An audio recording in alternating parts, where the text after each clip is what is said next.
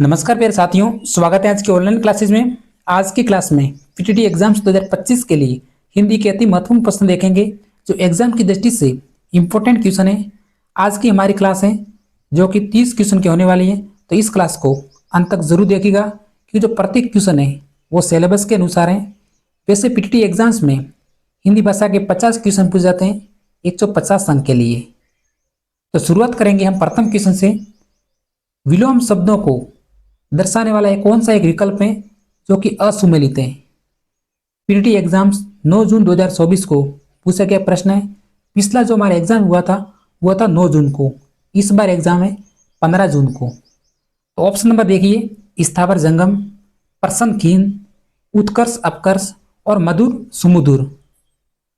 तो असुमेलित विलोम युग्म का कौन सा ऑप्शन है? हमारा राइट आंसर है ऑप्शन नंबर डी, मधुर। जिसका विलोम शब्द होता है कड़वा, लेकिन ऑप्शन में दे रखा है समुदूर।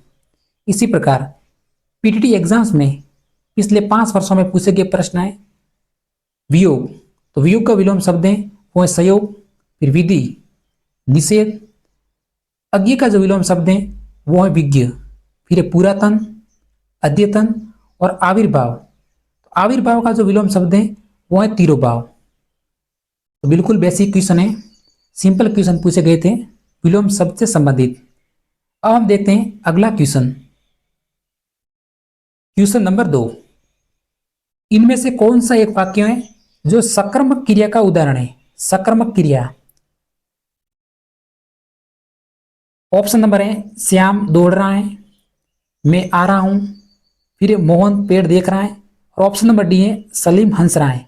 तो सकर्मक क्रिया की पहचान के लिए आप क्या से प्रश्न करिए। अगर आपको क्या का जवाब मिले तो वो हमारी सकर्मक क्रिया होगी, यानी कर्म के साथ क्रिया। तो हमारा राइट आंसर पहचान करिए। हम लॉक करेंगे ऑप्शन नंबर सी को। देखिए, मोहन पेड़ देख रहा है, तो मोहन क्या देख रहा है? अगर हम क्या से प्रश्न करिए, मोहन क्या देख रहा है, तो मोहन पेड़ देख रहा है। पेड़ एक कर्म है, तो हमारी जो क्रिया है वो है सकर्मक। बाकी देखिए, श्याम दौड़ रहा है, तो इसमें कर्म का अभाव है, श्याम करता है और दौड़ रहा है, ये हमारी क्रिया है। फिर ऑप्शन नंबर डी देखिए, सलीम हंस रहा है, तो सलीम एक करता है और हंस रहा है, ये हमारी क्रिया है, कर्म है ही नहीं। तो इस क्वेश्चन को लॉक करेंगे ऑप्शन नंबर सी को। क्लास को अंत तक जरूर देखिएगा। अगर क्लास पसंद आए तो सब्सक्राइब भी जरूर करिएगा क्योंकि इसी तरह क्लास लेकर हम आते रहते हैं। क्वेश्चन नंबर 3 देखते हैं। निम्न में से जातिवाचक संज्ञा पहचान करिए। जातिवाचक संज्ञा पीटीटी 2021 में पूछा गया प्रश्न है। ऑप्शन को समझेंगे ताकि अगर आप ये प्रश्न एग्जाम में पूछा जाएगा तो गलत नहीं होगा। जातिवाचक संज्ञा मुख्य 3 प्रकार हैं, व्यक्तिवाचक, जातिवाचक और भाववाचक। नीलगिरी, पर्वत, यौवन और भारत। तो इसमें सर्वप्रथम व्यक्तिवाचक संज्ञा के उदाहरण पहचान करिए। तो भारत, भारत एक व्यक्तिवाचक संज्ञा का उदाहरण है। अगर देश शब्द होता देश, तो देश शब्द में कौन सी क्रियाएं? तो है जातिवाचक।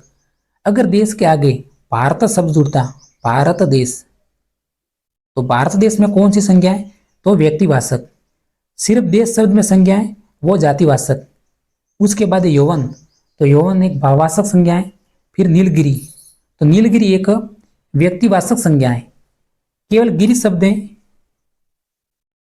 ये हमारा जातिवाचक है, लेकिन नीलगिरी एक व्यक्तिवाचक संज्ञा है। तो हम लॉक करेंगे ऑप्शन नंबर बी को, पर्वत एक जातिवाचक संज्ञा का उदाहरण है। तो ऑप्शन नंबर बी। उम्मीद करते हैं क्वेश्चन आपने समझा होगा। अगला क्वेश्चन, क्वेश्चन नंबर 4, कृष्ण शब्द का तद्भव रूप कौन सा है? तद्भव 2 क्वेश्चन पूछ जाएंगे, कभी कभी 4 क्वेश्चन भी पूछते हैं। तत्सम शब्द और तद्भव। तो तद्भव का अर्थ मालूम होना चाहिए। तद्भव यानी हिंदी भाषा का शब्द। तो ऑप्शन में कौन सा एक शब्द है जो कि हिंदी भाषा का है? कान्हा, कृष्ण, कन्हैया, किष्णु। तो हिंदी भाषा का एक शब्द कौन सा है? तद्भव। तो राइट आंसर है ऑप्शन नंबर सी, कन्हैया एक हिंदी भाषा का शब्द है। संस्कृत में कन्हैया का बोलते हैं कान्हा। बाकी ऑप्शन नंबर डी तो रॉन्ग है और बी भी। क्वेश्चन नंबर 5 देखते हैं। प्रस्तुत में से कौन सा शब्द है जो कि तद्भव नहीं है? तद्भव, तद्भव का मतलब होता है हिंदी भाषा का शब्द, तो नहीं है। यानी ये कौन सा शब्द है जो कि संस्कृत भाषा का है? तत्सम शब्द है। प्रश्न ये पूछ रहा है कि निम्न में से कौन सा एक शब्द है जो कि तत्सम भाषा का शब्द है। ऐसे प्रश्न जो जल्दबाजी में अक्सर एग्जाम्स में गलत होते हैं, वैसे बहुत ही सिंपल क्वेश्चन है। हमें केवल एक संस्कृत भाषा के शब्द की पहचान करनी है। खत्री, पोखर, ग्वाला, मत्स्य, बिल्कुल सिंपल क्वेश्चन है। ये प्रश्न पीटीटी एग्जाम्स 2020 में पूछा गया था। हमें केवल समझना है संस्कृत भाषा का शब्द। हम लॉक करेंगे ऑप्शन नंबर डी को, मत्स्य। मत्स्य एक संस्कृत भाषा का शब्द है, बाकी खत्री, पोखर और ग्वाला ये हिंदी भाषा के शब्द हैं। तुरंत आपने भी इस प्रश्न की पहचान कर ली होगी। Question number 6। पीटीटी के विद्यार्थियों, क्लास को स्किप नहीं करें, बल्कि आप इस क्लास को अंत तक देखते रहिए। पूरा आपका सिलेबस इस क्लास में कवर होने वाला है। ये हमारी एक छोटी सी मैराथन क्लास है। अतियुक्ति शब्द में उपसर्ग कौन सा है? उपसर्ग, 2 प्रश्न आएंगे उपसर्ग से संबंधित, क्योंकि वैसे हमारा हिंदी का जो सिलेबस है प्रत्येक टॉपिक से 2 क्वेश्चन आते हैं, तभी 50 क्वेश्चन बनते हैं। तो अतियुक्ति शब्द में उपसर्ग बेसिक क्वेश्चन है। हमारा राइट आंसर है ऑप्शन नंबर सी, अति। Next question, question number 7। निम्न में से कौन सा एक शब्द है जो कि पुल्लिंग है? पुल्लिंग शब्द जरूर एग्जाम में छपेंगे, पीटीटी एग्जाम्स में, स्त्रीलिंग शब्द और पुल्लिंग शब्द। उम्मीद करते हैं कि इस क्वेश्चन को आप पढ़ेंगे तो आपका क्वेश्चन है एग्जाम्स में लगभग 90% सही होने के चांस है। केवल एक प्रश्न से पुल्लिंग शब्द। तो ऑप्शन नंबर देखिए आप, नदी शब्द दे रखा है, वधु दे रखा है, देवी शब्द दे रखा है और हिमालय। तो आपने बी ऑप्शन और सी ऑप्शन तो पहचान कर ली होगी, ये हमारे स्त्रीलिंग शब्द है। फिर नदी, जितने भी नदियों के नाम हो और नदी शब्द हो, ये हमारे एक स्त्रीलिंग शब्द है। फिर हिमालय तो एक पर्वत का नाम है, तो ये हमारे पुल्लिंग शब्द है। उसके बाद कुछ पुल्लिंग शब्द पहचान करने के जो तरीके हैं, समुद्रवासी शब्द और पर्वतवासी शब्द, जैसे सागर, गिरी और समुद्र, ऐसे जो शब्द होते हैं वो हमेशा पुल्लिंग में होते हैं। इनका ऑप्शन में जरूर एक न एक ऑप्शन मिलता है। उसके बाद है ग्रहों के नाम, जैसे पृथ्वी, शनि, ये पूरे पूरे ग्रह हैं जो हमारे पुल्लिंग शब्द हैं। फिर नक्षत्रों के नाम, ये भी पुल्लिंग में प्रयुक्त होते हैं। उसके बाद है रसना, रसवाचक शब्द, जैसे अम्ल, मधुर, तो यही शब्द पुल्लिंग में सदैव प्रयुक्त होते हैं। उसके बाद है क्वेश्चन नंबर 4। जिन शब्दों के अंत में आदि और आवाज शब्द लगते हैं, तो ये शब्द पुल्लिंग में प्रयुक्त होते हैं। मैंने उदाहरण भी लिखे हैं साथ में, विद्यालय और छात्रावास, ये भी शब्द पुल्लिंग शब्द हैं। तो उम्मीद करते हैं क्वेश्चन आपने जरूर समझा होगा। अगला क्वेश्चन देखते हैं। Question number 8। निम्न में से देशज शब्द कौन सा है? देशज, इसका आपको अर्थ आना चाहिए। देशज, देशज का मतलब होता है कि स्थानीय भाषा का शब्द। शब्द पूछते हैं विदेशी भाषा के, स्थानीय भाषा के, तो ऑप्शन नंबर सर्वप्रथम पढ़िए, लड़का, लता, सरपट, उपरोक्त सभी देशज शब्द। तो लॉक करेंगे ऑप्शन नंबर डी को, उपरोक्त सभी शब्द हैं जो देशज हैं, लड़का भी, लता और सरपट। उसके बाद एक ऑप्शन है परात, मुक्का और ढोर। यह प्रश्न पीटीटी एग्जाम्स 2023 में पूछा गया था, तो यह भी एक देशज शब्द के उदाहरण है। कई बार प्रश्न आता है ढोर का, सबसे इंपॉर्टेंट क्वेश्चन बनता है ढोर शब्द तो कौन सी भाषा का है? तो एक देशज शब्द है, यानी स्थानीय भाषा का एक शब्द है। Question number 9।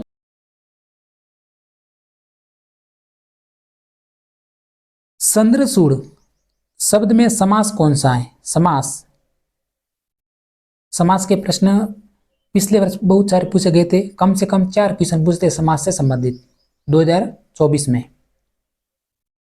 तो बहुव्रीहि, तत्पुरुष, द्वंद्व, अविभाव, चंद्रचूड़। तो अविभाव समास की आप पहचान करने के छोटी सी ट्रिक्स हैं, जरूर समझिए। अविभाव समास में पहला पद है जो हमारा अवयव होता है या फिर उपसर्ग, जैसे प्रत्येक, तो प्रत्येक एक शब्द है, ये अविभाव समास का उदाहरण है, क्योंकि इसमें प्रति उपसर्ग लग रहा है। उसके बाद यथाशक्ति, तो यथाशक्ति में जो हमारे यथा शब्द है, यथा ये एक अवयव है, तो एक अविभाज्य समास के उदाहरण है। उसके बाद द्विगु समास, ऐसे ऑप्शन आप ढूंढिए। द्विगु समास में पहला पद होता है जो हमारा होता है संख्यावाची शब्द, जैसे द्विवेदी, सप्ताह, 7 दिनों का समूह, नवग्रह, 9 ग्रहों का समूह। तो इसमें जो हमारा समास बनता है वो बनता है द्विगु समास। तो इसी प्रकार संदर्भ सुड़ शब्द में समास कौन सा है? हम लॉक करेंगे ऑप्शन नंबर ए को, बहुब्रीहि समास, क्योंकि बहुब्रीहि समास में अन्य अर्थ निकलता है। तो option number A. Basic question है। क्वेश्चन नंबर 10, कपोत का पर्यायवाची शब्द नहीं है। कपोत का पर्यायवाची शब्द नहीं है, वही पूछा है। पीटी के विद्यार्थियों, क्लास को सब्सक्राइब जरूर करें। अगर आप अभी तक क्लास को देख रहे हैं तो कपोत का पर्यायवाची शब्द हारित, परेवा, महाग्रीव, पारावत। तो राइट आंसर है ऑप्शन नंबर सी, महाग्रीव। बाकी हारित, परेवा और पारावत कपोत के पर्यायवाची शब्द हैं। पीटी एग्जाम्स में 3 बार पूछा जा चुका है यह प्रश्न। अगला क्वेश्चन, अपना सा मुंह लेकर रहना का अर्थ क्या है? एक मुहावरा है, अपना सा मुंह लेकर रहना। खुशी होना, मर जाना, चले जाना या फिर लज्जित होना। थोड़ा सा दिमाग यूज करिए। आंसर मुहावरे से संबंधित अपने आप मिलेगा, क्योंकि हिंदी में मुहावरों की संख्या अनलिमिटेड होती है। बहुत सारे मुहावरे होते हैं, मुहावरे और लोकोक्तियां। तो थोड़े से दिमाग से ये प्रश्न हल कर सकते हैं। तो ऑप्शन नंबर डी, लज्जित होना, यानी अपना सा मुंह लेकर रहना। Option number D. निम्न में से घोष वर्ण का उदाहरण कौन सा है? घोष वर्ण, अघोष वर्ण, अल्प प्राण, महाप्राण। पीटीडी एग्जाम्स में 4 क्वेश्चन आएंगे, तो एक आपको ट्रिक अप्लाई करना है। सर्वप्रथम अघोष वर्ण। अघोष कौन कौन से जो वर्ण होते हैं वो अघोष होते हैं। तो प्रत्येक वर्ग का पहला और दूसरा वर्ण ये हमारा अघोष वर्ण कहलाता है। जैसे क वर्ग का पहला वर्ण क होता है, तो क एक अघोष वर्ण है। दूसरा वर्ण जैसे ख, तो ख एक अघोष वर्ण है। लेकिन जो ग है, ग हमारा एक घोष वर्ण है, क्योंकि तीसरा वर्ण है। तो प्रत्येक वर्ग का घोष वर्ण की पहचान करने के लिए प्रत्येक वर्ग का तीसरा, चौथा और 5वां वर्ण ये हमारा घोष वर्ण कहलाता है। जैसे क वर्ग का पहला वर्ण है तो एक अघोष है। उसके बाद है स भी पहला वर्ण है, स वर्ग का, यह भी एक अघोष वर्ण है। और यह भी य वर्ग का पहला वर्ण है, तो यह भी अघोष है। बाकी देखिए स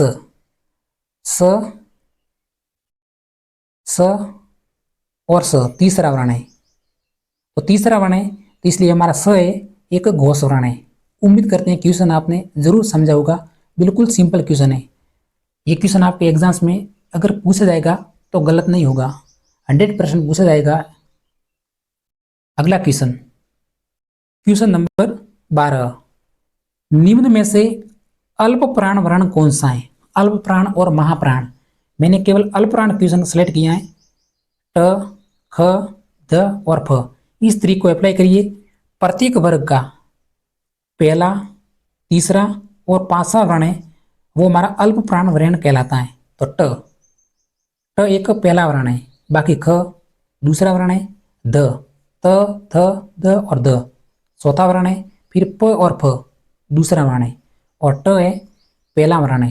तो देखिए 1, 3 और 5 ये हमारे जो वर्ण होते हैं वो अल्प प्राण वर्ण कहलाते हैं। तो कौन सा ऑप्शन है? ऑप्शन नंबर ए हमारा राइट आंसर है। बाकी आप इस क्वेश्चन को अगर रटने बैठेंगे तो आपका क्वेश्चन कभी सही नहीं होगा, क्योंकि बहुत सारे वर्ण होते हैं। लगभग कुल वर्णों की बात करें तो कुल 44 होते हैं, और कुल हिंदी वर्णमाला में अगर कुल वर्णों की बात करें तो कुल वर्णों की संख्या 52 होती है। लेकिन अगर हमारा प्रश्न होता कि हिंदी वर्णमाला में वर्णों की संख्या कितनी होती है, तो 44। कुल शब्द जुड़े हुआ है तो 52 होते हैं। ठीक है, मैंने भी जल्दबाजी में 44 लिख दिए थे। ये प्रश्न आ चुका है, अब हमने पहले ही जिक्र किया है। बहुत ही बेसिक क्वेश्चन है, सिंपल क्वेश्चन है और वेरी वेरी इंपॉर्टेंट क्वेश्चन है। हिंदी वर्णमाला में वर्णों की संख्या होती है, वर्णों की संख्या। जस्ट हमने इस क्वेश्चन का जिक्र कर लिया है। तो आप समझ गए होंगे हिंदी वर्णमाला में जो वर्णों की संख्या होती है वो होती है 44।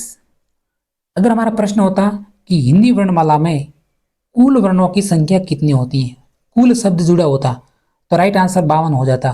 कुल वर्णों की संख्या 52 होती है, लेकिन वर्णों की संख्या होती है वो होती है 44, जिसमें स्वर 11, व्यंजन 33।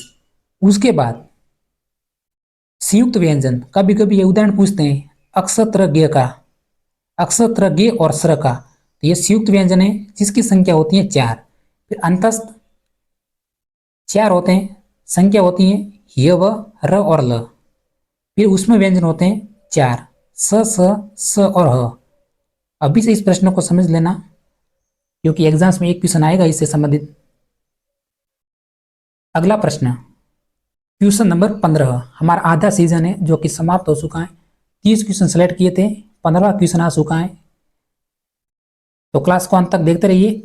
लेन देन में समास कौन सा है? लेन देन में समास द्वंद्व, तत्पुरुष, बहुव्रीहि या फिर द्विगु। तो इसमें देखिए योजक शब्द जुड़ा हुआ है, लेन देन भी इसमें ऐसा योजक चिन्ह है ये वाला। तो ऐसा कौन सा समास है जिसमें योजक चिन्ह लगता है? ट्रिक अप्लाई करिए।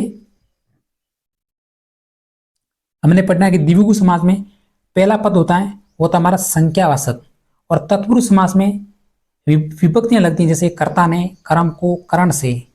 तो हम लॉक करेंगे ऑप्शन नंबर ए को, द्वंद्व समास।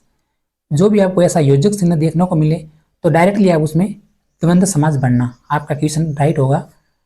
एक तरीक है। क्वेश्चन नंबर 16, जल पीने की इच्छा रखने वालों को क्या कहते हैं? बाकी क्वेश्चन जल्दी से समझेंगे। जल पीने की इच्छा रखने वाले को क्या कहते हैं? पीपथिसु, पिपासु, जिज्ञासु, रिरंसु। जिज्ञासु का भी प्रश्न एग्जाम में आ चुका है। हम लॉक करेंगे ऑप्शन नंबर बी को, पिपासु। नेक्स्ट क्वेश्चन,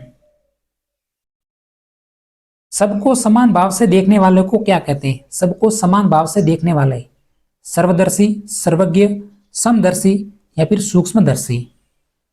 केवल ऑप्शन समझने, बेसिक क्वेश्चन है। हम लॉक करेंगे ऑप्शन नंबर सी को, समदर्शी, सबको समान भाव से देखने वाला। नेक्स्ट क्वेश्चन, ग का उच्चारण स्थान कौन सा है? ग का उच्चारण स्थान कंठ, तालु, मुर्दा, दंत, ओष्ठ, जीवा या फिर नासिका। ग का उच्चारण स्थान कौन सा ऑप्शन है? हम लॉक करेंगे ऑप्शन नंबर सी को, कंठ, पूरा क वर्ग। क वर्ग का जो भी उच्चारण स्थान है, जैसे क, ख, ग और घ और हड़, इसका जो उच्चारण स्थान होता है वो होता है कंठ। फिर स वर्ग का उच्चारण स्थान होता है वो होता है तालु, और त वर्ग का उच्चारण स्थान होता है वो होता है दंत, त, थ, द और द। क्वेश्चन नंबर 19, कौन सा शब्द है जो कि वर्तनी की दृष्टि से शुद्ध है? शुद्ध शब्द, दृष्टि, प्रादेशीय, प्रादेशिक, प्रादेशिक। हिंदी ऐसी भाषा है जो प्रैक्टिस करने से ही सॉल्व होती है, बाकी रटने से हिंदी भाषा हमेशा प्रश्न ऐसे ही आते हैं जो हमेशा गलत होते हैं। ऐसे प्रश्न डायरेक्ट आप समझ लीजिए, क्योंकि वैसे 150 अंक की पूछ जाएगी हिंदी भाषा, अगर आपने हिंदी भाषा सेलेक्ट की है तो पीटी एग्जाम्स में 150 अंक सिलेक्शन का आधार है। तो लॉक करेंगे ऑप्शन नंबर सी को, प्रादेशिक, वर्तनी की दृष्टि से शुद्ध शब्द है। एक ऑप्शन है प्रादेशिक जो कि शुद्ध है। अगला प्रश्न, अब हम कट ऑफ भी थोड़ी सी जानेंगे, जो भी अभ्यर्थी, ताकि उसको मालूम रहे कि पीटी एग्जाम्स में कट ऑफ भी इतनी रहती है। किस मुहावरे का अर्थ है जो कि अर्थ अत्यंत प्रसन्न होना, अत्यंत प्रसन्न होना, सारों अंगुलियां घी में होना, फूलाना समाना, मन हरा होना या फिर सैन की बंसी बजाना, अत्यंत प्रसन्न होना। तो राइट आंसर है ऑप्शन नंबर बी, फूलाना समाना, अत्यंत प्रसन्न होना। अब देते हैं कट ऑफ। तो पीटीटी एग्जाम्स में 8 सब्जेक्ट के लिए कट ऑफ की बात करें तो 2025 के लिए आप कम से कम 320 से 330 प्लस नंबर लाने का प्रयास करें, और साइंस के विद्यार्थी हैं वो है 350 प्लस नंबर 2025 में लाने की कोशिश करें। वैसे 2023 में कट ऑफ्स की बात करें तो 2023 में जो कट ऑफ्स रही थी वो रही थी 370 प्लस साइंस सब्जेक्ट में, और 2024 में थोड़ी सी कट ऑफ्स हैं थोड़ी सी कम रही थी, वो रहती 340 प्लस। बाकी 4 से 5 लिस्टें आती हैं, तो अंत में जो कट ऑफ है घट के लगभग 310 320 के आसपास चली जाती है, जो रियल कट ऑफ रहती है अंतिम लिस्टों में। अगर आपको बेस्ट कॉलेज लेनी है तो फिर ज़्यादा नंबर लाने पड़ते हैं। साइंस विद्यार्थियों के लिए 380 प्लस नंबर, मनपसंद कॉलेज के लिए, आर्ट सब्जेक्ट के लिए 330 प्लस मनपसंद कॉलेज के लिए। मोनिका गाना गाती है, वाक्य कौन सा है? वाक्य, ये प्रश्न आपको एग्जाम्स में जरूर रूप से सही होगा अगर आपने इस क्वेश्चन को सही से समझा तो। मोनिका गाना गाती है, सरल, संयुक्त, मिश्र, तीन ही प्रकार होते हैं रचना के आधार पर वाक्य के। मोनिका गाना गाती है, तो हम लॉक करेंगे ऑप्शन नंबर ए, सरल वाक्य है। बाकी देखिए, एक हमारा उदाहरण मैंने सेलेक्ट किया है समझने के लिए। हवा का तीव्र झोंका आया और वह सब कुछ उड़ाकर ले गया, इसमें और शब्द जुड़ा हुआ है। यह हमारा हवा का तीव्र झोंका आया एक साधारण वाक्य है, लेकिन और शब्द से जुड़े हुए हैं, तो यह जो हमारा वाक्य हुआ यह संयुक्त वाक्य। तो संयुक्त वाक्य का उदाहरण होगा तो उसमें और जुड़ा होगा। ये एक ट्रिक है क्योंकि काफी मेहनत से ट्रिक्स बनती हैं और समझने भी जरूरी है। तो जो भी आपको वाक्य का उदाहरण दे रखा हो और उसमें और शब्द जुड़ा हो तो वो हमारा संयुक्त वाक्य होगा। बाकी दूसरा क्वेश्चन समझते हैं। हवा का तीव्र झोंका आया कि वह सब कुछ उड़ा ले गया, अगर वाक्य में की शब्द जुड़ा हो कि, तो वो हमारा मिश्र वाक्य होगा। 100%, 100% ट्रिक काम करेगी। आपको वाक्य में जैसे भी की दिखाई दे बीच में तो वो हमारा मिश्र वाक्य होगा, और जैसे ही बीच में ओ दिखाई दे तो वो हमारा संयुक्त वाक्य होगा। बाकी मोनिका गाना गाती है, ये हमारा सरल वाक्य है। अब आप समझ गए होंगे विद्यार्थियों। क्वेश्चन नंबर 22 देखते हैं। सदैव शब्द में संधि कौन सी है? सदैव शब्द में संधि। क्लास को जल्दी से लाइक करें, अभी तक आपने लाइक नहीं किया है तो लाइक तो जरूर करें। सदैव शब्द में संधि गुण, वृद्धि, दीर्घ, अयादि। संधि, इसमें भी आपको ट्रिक बताने वाला हूं संधि की। सदैव, तो हम लॉक करेंगे ऑप्शन नंबर बी को। जो भी आपको वृद्धि संधि का उदाहरण देखने को मिलेगा तो उसमें से हमेशा दो मात्रा होगी। देखिए सदैव, वृद्धि संधि के 100% उदाहरण में दो मात्रा लगती है, इसमें सदैव, सदा, धन, एव। तो इसमें जो हमारी संधि है वो है वृद्धि संधि, तो option number B. Question number 23। पूर्वी हिंदी की बोली नहीं है। पूर्वी हिंदी की बोली अवधी, बघेली, खड़ी और छत्तीसगढ़ी। कौन सा ऑप्शन है जो पश्चिमी हिंदी की बोली का है? तो लॉक करेंगे ऑप्शन नंबर सी को, खड़ी बोली, जो कि पश्चिमी बोली है। बाकी अवधी, बघेली और छत्तीसगढ़ी ये हमारी पूर्वी हिंदी की बोली है। पहला ही टॉपिक है बोलियों से संबंधित। अब है सबसे शानदार क्वेश्चन। पूछा गया प्रश्न, रिक्शा शब्द किस भाषा का शब्द है? रिक्शा बंगला का है, अंग्रेजी का है, अरबी का है, जापानी का? पीटीटी एग्जाम 2021 में पूछा गया प्रश्न है रिक्शा शब्द, और 2023 में भी रिपीट हुआ था प्रश्न रिक्शा का। आप जो पेपर देखना एक बार, उसमें आपको मिलेगा रिक्शा शब्द का। तो लॉक करेंगे ऑप्शन नंबर डी को, एक जापानी भाषा का शब्द है। बाकी देखिए चीनी भाषा के शब्द ऑप्शन में देखने को मिल सकते हैं। ऑप्शन में तो चाय, चीनी, चीकू और लीची। आप तुरंत पहचान कर लीजिए, अगर आपको ऐसे शब्द दिखने को मिले तो उसमें चीनी भाषा के शब्द होंगे। फिर फ्रांस, तो मेजर, अंग्रेज, अंग्रेज शब्द है, एक फ्रांस भाषा का शब्द है, न कि अंग्रेजी भाषा का। तो इस बात को ध्यान रखना है, एग्जाम्स में आता है प्रश्न। फिर कारतूस और बादाम, ये भी फ्रांस भाषा के हैं। फिर पुर्तगाली, अलमारी, इस्पात, कमीज, तौलिया, फीता, कमरा, संतरा, काफी और बाल्टी, ये जो शब्द होते हैं पुर्तगाली भाषा के। सभी शब्द हैं जो एग्जाम्स में आए हुए शब्द हैं, इसलिए इंपॉर्टेंट है। Question number 25। निम्न में से अशुद्ध वाक्य कौन सा है? बिल्कुल पढ़ने की कोई जरूरत नहीं, केवल आप एग्जाम्स में ध्यान से इस प्रश्न को समझना। अशुद्ध वाक्य, मैं प्रातः काल पढ़ता हूं। ऑप्शन नंबर बी है, मेरे पास केवल मात्र एक मोबाइल है। ऑप्शन नंबर सी है, यह कुआं कैसे सूख गया। फिर साहित्य और जीवन में घनिष्ठ संबंध है। अशुद्ध वाक्य कौन सा है? हम लॉक करेंगे ऑप्शन नंबर बी को, मेरे पास केवल मात्र, ये दोनों शब्द आ चुके हैं, केवल भी और मात्र भी। वाक्य हमारा अशुद्ध हो गया। मेरे पास मोबाइल है, सबसे शुद्ध वाक्य यह है, मेरे पास मोबाइल है, क्योंकि हमेशा मोबाइल, इसमें एक 3 ऑप्शन आ चुके हैं, एक, केवल और मात्र। आपने भी पहचान कर ली होगी। थोड़ी सा जल्दी क्लास ले रहे हैं साथियों। पेड़ से पत्ते गिरते हैं, वाक्य में कारक कौन सा है? कारक, कारक आपको समास में भी काम आएंगे और ऐसे भी डायरेक्ट क्वेश्चन भी बनेंगे। 4 क्वेश्चन आएंगे समास से संबंधित और कारक से संबंधित, दो दो। पेड़ से पत्ते गिरते हैं, वाक्य में कौन सा कारक है? कर्म, संप्रदान, अपादान, करण। पेड़ से पत्ते गिरते हैं यानी पेड़ से अलग होते हैं, वापस कभी जुड़ते नहीं है। पेड़ से पत्ते गिरना यानी पेड़ से पत्ते गिरते, तो पत्ते कभी वापस गिरने के बाद जुड़ते नहीं है, तो कौन सा कारक बनेगा? अपादान, ऑप्शन नंबर सी। वैसे संप्रदान, कर्ता ने कर्म को संप्रदान के लिए,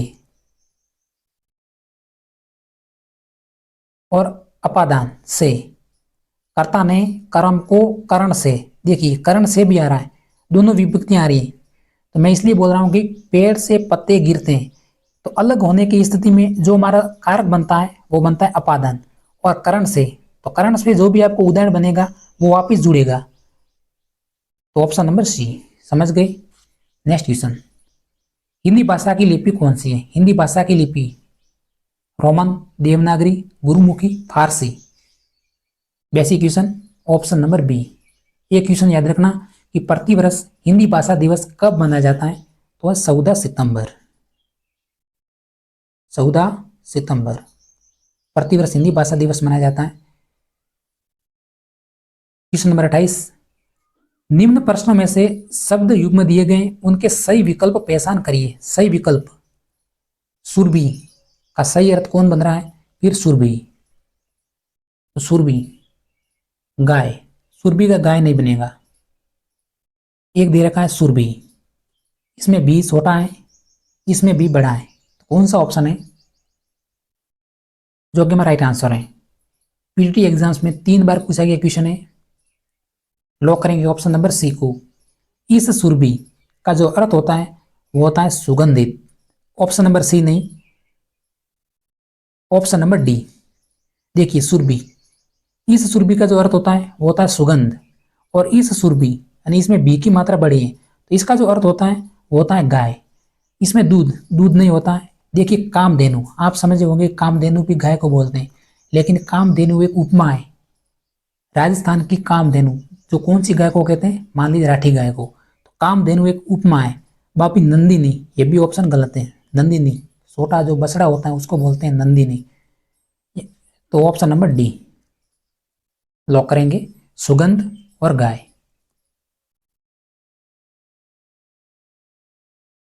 क्वेश्चन नंबर 19, पंजाबी शब्द में प्रत्यय, पंजाबी शब्द में प्रत्यय, पंजाबी, अभी, बी, ई और कोई। उपसर्ग का प्रश्न हमने देखा, संधियों का भी देखा, समास का देखा, लेकिन प्रत्यय का अंतिम शेष रहा था क्वेश्चन, तो वो भी हम देख लेंगे। पंजाबी शब्द में प्रत्यय, तो ऑप्शन नंबर सी, ई प्रत्यय।